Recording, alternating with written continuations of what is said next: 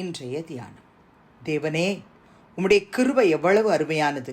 அதனால் மனுபுத்திரர் உமது செட்டைகளின் நிழலிலே வந்தடைகிறார்கள். உமது ஆலயத்தில் உள்ள சம்பூரணத்தினால் திருப்தி அடைவார்கள். உமது பேரின்ப நதியினால் அவர்கள் தாகத்தை தீர்க்கிறீர். சங்கீதம் 36:7-8. ஆண்டவரும் இரட்சகருமாகிய இயேசு கிறிஸ்துவின் நாமத்தினாலே இந்த காலை வேளையில் இன்றைய தியான நிகழ்ச்சியின் வாயிலாக உங்கள் ஒவ்வொருவரையும் சந்திப்பதில் நான் கிறிஸ்துவுக்குள் மிக்க மகிழ்ச்சி அடைகிறேன். பிரியமானவர்களே, இன்று கர்த்தருடைய நாள், மாதத்தினுடைய கடைசி ஞாயிறு.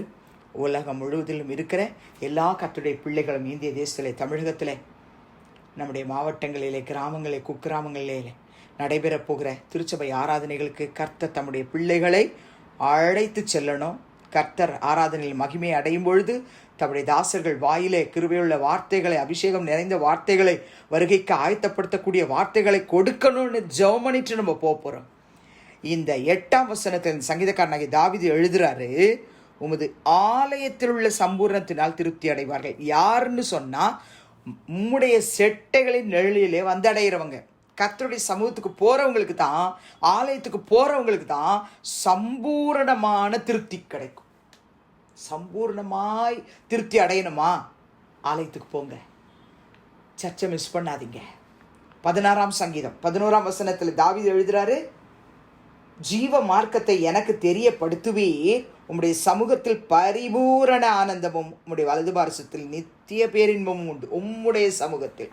என் அன்பு சகோதர சகோதரிகளே, கர்த்தருடைய ஆலயத்துக்கு போற உங்களுக்கு தான் அவருடைய சமூகத்தில் ஆனந்தம், பரிபூரண ஆனந்தம், நித்திய பேரின்பம் கிடைக்கும். பிரியமானவர்களே, 17ஆம் சங்கீதம் 15ஆம் வசனத்தில் தாவீது எழுதுகிறார், நானோ நீதியில் உம்முடைய முகத்தை தரிசிப்பேன்.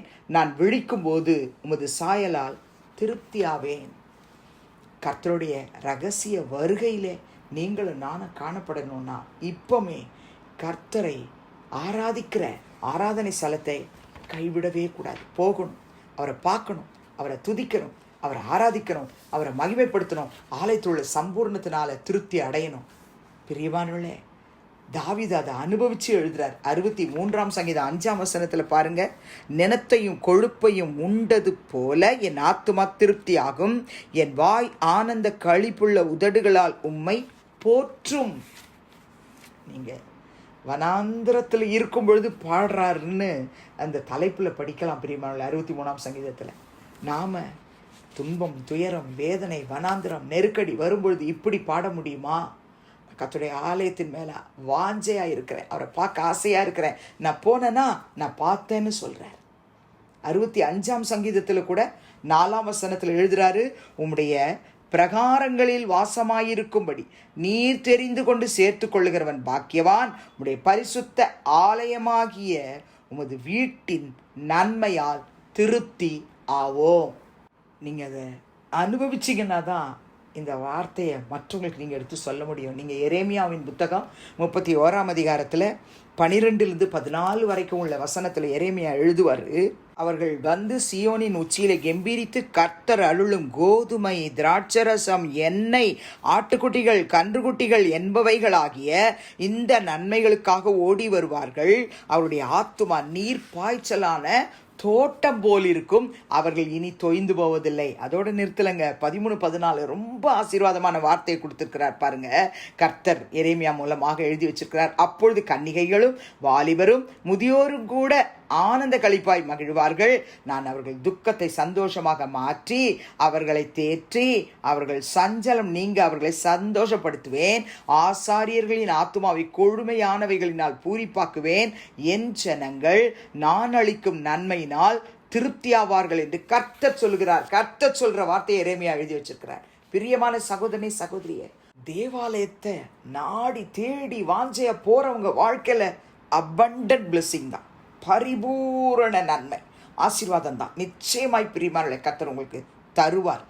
ஏசாயா 58:11 என்ன சொல்றார்? கர்த்தர் நித்தமும் உன்னை நடத்தி மகா வறட்சியான காலங்களில் உன் ஆத்துமாவை திருப்தியாக்கி உன் எலும்புகளை நினமுள்ளதாக்குவார். நீ நீர்ப்பாய்ச்சலான தோட்டத்தைப் போலவும் வற்றாத நீரூற்றைப் போலவும் இருப்பாய். உன் வாழ்க்கையில் நீ அனுபவிக்கணும்னா இன்னைக்கு சபை கூடுதலை விட்டு விடாதே. செபிக்கலாமா? பரலோக பிதாவை இயேசுவின் நாமத்தில் உடைய சமூகத்துக்கு நாங்கள் வருகிறோம். சங்கீதம் 36:7-8 வசனத்தை இந்த நாளில் வாசிச்சுட்டு, அப்பா உம்முடைய பிள்ளைகள் உம்முடைய கிருபைக்குள்ளே தன்னை அர்ப்பணித்து விட்டு உம்முடைய செட்டைகள் நிழலிலே வந்து அடைய விரும்பி ஆலயத்துக்குள்ளே கடந்து போகும்பொழுது கர்த்தாவே சம்பூர்ணத்தினால் ஒவ்வொருவரையும் இந்த நாளில் திருப்தி அடைய செய்ய போகிறதுக்காய் ஸ்தோத்திரம். உமது பேரின்ப நதியினால் அவர்கள் தாகத்தை தீர்க்க போகிறதுக்காய் ஸ்தோத்திரம். உம்முடைய சமூகத்திலே பரிபூரண ஆனந்தத்தை அவர்கள் அனுபவிக்கணும், நித்திய பேரின்பத்தை அவர்கள் அனுபவிக்கணும். எல்லா திருச்சபைகளுக்கு அப்பா நீங்க வாங்கப்பா. சபையை ஆசீர்வதிங்க. பாடல் ஆராதனையில் மகிமையாய் வெளிப்படுங்க. ஜெபத்திலே கர்த்தர் நீர் ஆண்டவரே நம்முடைய பிள்ளைகளை நோக்கி ஜெபிக்கும் பொழுது இந்த ஜெபத்துக்கு கனிவாய் செவிசாயுங்க. ஊழியக்காரர்கள் வாயிலே கிருபை உள்ள உடைய வார்த்தைகளை, அபிஷேகம் நிறைந்த வார்த்தைகளை கொடுத்து ஒவ்வொருவரையும் சம்பூர்ணத்தினாலே நீ திருப்தியாக்கி அவர்கள் தாகத்தை தீர்த்து அனுப்ப போகிறதுக்காய் ஸ்தோத்திரம். ஊழியத்துக்கு விரோதமாக எழும்ப எத்தனிக்கிற எல்லா வல்லமைகளை நசரேயனாகிய இயேசுவின் நாமத்திலே நாங்கள் அழிக்கிறோம். உம்முடைய நாமத்திலே ஜெயம் எடுக்கிறோம். இயேசுவின் நாமத்தில் பிதாவே, ஆமென். கிறிஸ்துவுக்குள் பிரியமானவர்களே, இந்த நாளிலே நம்முடைய கர்த்தராகிய இயேசு கிறிஸ்துவின் கிருபையும் பிதாவாகிய தேவனுடைய அன்பும் பரிசுத்த ஆவியானவருடைய அந்யோன்ய ஐக்கியமும் நம் அனைவரோடும் சகல பரிசுத்தவான்களோடும் இந்நாள் முழுவதும் இருப்பதாக. ஆமென்.